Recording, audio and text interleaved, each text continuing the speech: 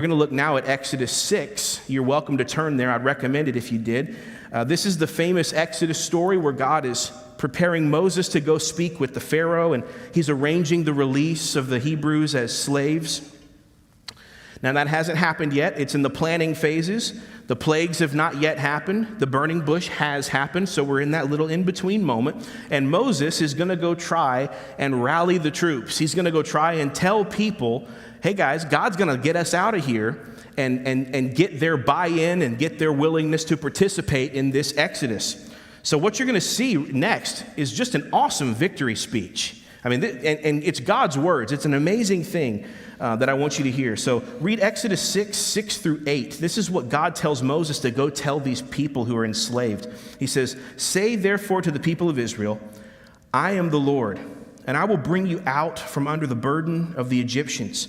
I will deliver you from slavery to them. I will redeem you with an outstretched arm and with great acts of judgment. I will take you to be my people, and I will be your God, and you shall know that I am the Lord your God who has brought you out from under burdens of the Egyptians. I will bring you to the land that I swore to give to Abraham, to Isaac, and to Jacob. I will give it to you as a possession. I am the Lord." Now listen, that was 4,000 years ago, but that's still a pretty hype speech, right? I feel like just running through a brick wall right now, honestly. God has heard your prayers. He's going to end the slavery. It's going to be awesome. It's happening.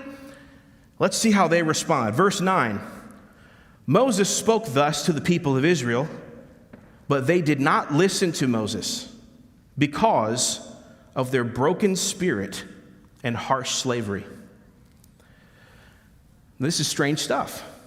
The news of their freedom was brought upon them. The strong language of God was there to end your burdens, to deliver you, to redeem you. I am your God. I'm going to give you a land. All of it was there, blessing after blessing, lavished upon an enslaved people. And their response is that they couldn't even hear the good news. They couldn't even internalize it as good news. Why? Because their broken spirit and harsh slavery.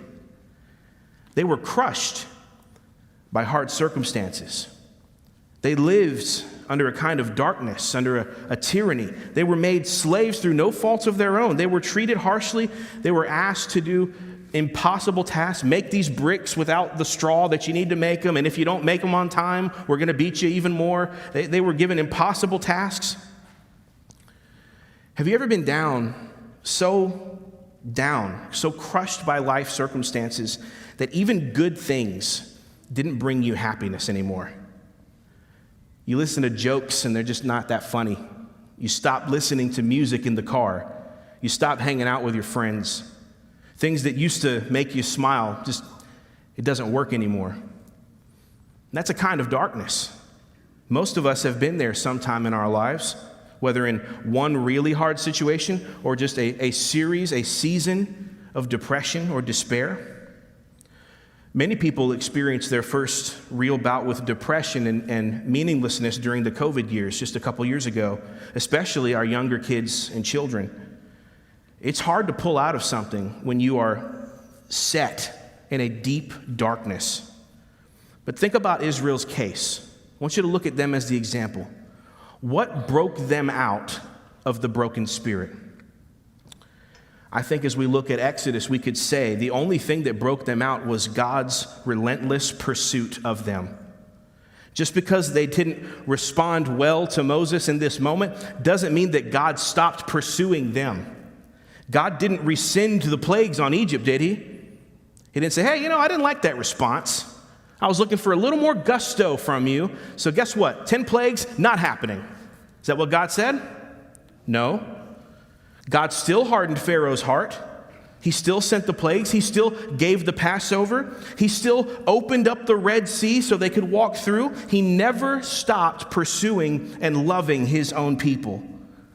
Sometimes when you're in a really dark spot, you need to understand the relentless love of God.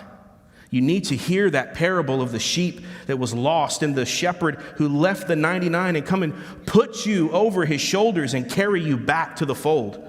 You need to hear that story of the prodigal son who returned home after blowing his inheritance, not to an angry father, but to a feast and a fattened calf and a dad waiting at the gate with his arms open wide. And here's the truth that you might need today. You need to understand that for you, God sent his own beloved Son out into the darkness so that you could experience the light of life.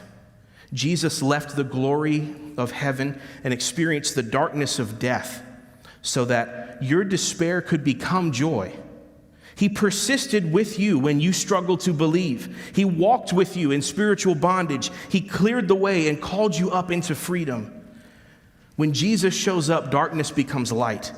He allows us to experience joy apart from our circumstances. So when the Bible speaks of darkness, one thing that it means is crushing circumstances that sit over you like a thick cloud, whether it's caused by you or not. But that's why the light of the world came, to lift that darkness. That's